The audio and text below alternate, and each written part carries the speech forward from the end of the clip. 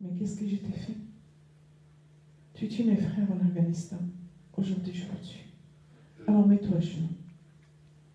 Amen. Qu'est-ce que c'est que ça? Je te dis, mets-toi à genoux. Et Ahmed lui dit, je ne me mettrai pas à genoux. Non. Tu veux tire. Mais je suis un soldat, je resterai debout. Et Mohamed Marah, homme qu'il respecte, homme qu'il pitié, il a tiré. Sans qu'Ahmed, mon fils, et retire son casque.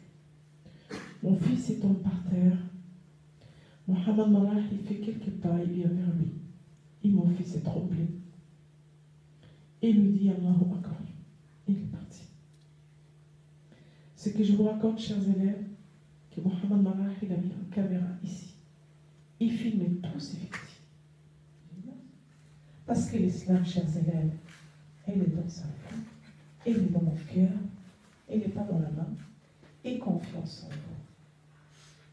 Si vous avez confiance en vous, je vous assure, vous réussissez. Parce que je peux vous dire, cette femme qui est en face de vous, j'ai perdu un fils. Et vous savez, quand j'ai reçu un courrier de l'armée, ils me disent, votre fils, il est mort en accident. Vous voyez cette mère qui vient de l'autre côté de la Méditerranée, qui ne connaît rien dans les règles, soi-disant qui ne connaît rien dans les lois. Eh bien non. J'ai cherché, j'ai creusé, j'ai défendu les valeurs de mon fils, les droits. Et aujourd'hui, cette loi est créée, mon au service de la nation, grâce à cette femme qui est en face de vous. Alors on arrive. Quand on veut démarrer, et qu'on veut démarrer, on réussit. Mais si on ne démarre pas, on attend quelqu'un qui démarre à notre place, ou quelqu'un qui va nous prendre la main pour le tirer. Mais il n'y aura pas. Parce que c'est à moi d'aller chercher cette personne. Alors chacun de vous, démarrez votre moteur et avancez. Ayez confiance en vous. Ayez confiance à vos profs. Ayez confiance à la personne qui est en face de vous. Parce que si vous n'avez pas confiance en soi, vous ne pouvez pas avoir confiance en l'autre. C'est ça qui manque aujourd'hui. Cette assurance de soi. Je ne suis pas prête, il y a quelque chose qui me manque. Ah, c'est impossible. Eh bien, je n'arriverai pas. Mais si je dis, oui, peut-être je suis faible ici, mais je suis fort là. Alors je rêverai.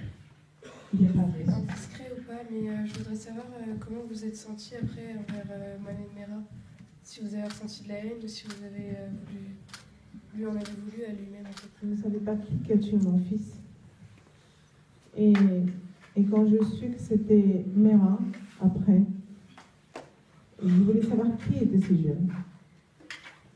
Et j'ai fait mon enquête personnellement, plus que les policiers. Je suis allée de le début jusqu'à la fin. Et j'ai vu ce jeune homme, il n'avait aucune chance qu'ils avaient mes enfants. Aucun. Ni la présence d'une mère, ni le père, ni les frères, ni l'école, ni la société. Rien. C'était quelqu'un qui l'a grandi. Ça dérange. Mais voilà. Mais je porte ce foulard. Parce que c'est ma vie personnelle. Mais je reste. Et c'est ma fierté. Et je ne baisserai pas. Et c'est comme ça qu'il faut continuer. Il ne faut jamais se baisser. Quand on est honnête, on est fier, on sait notre identité. On sait notre confession. On sait notre origine.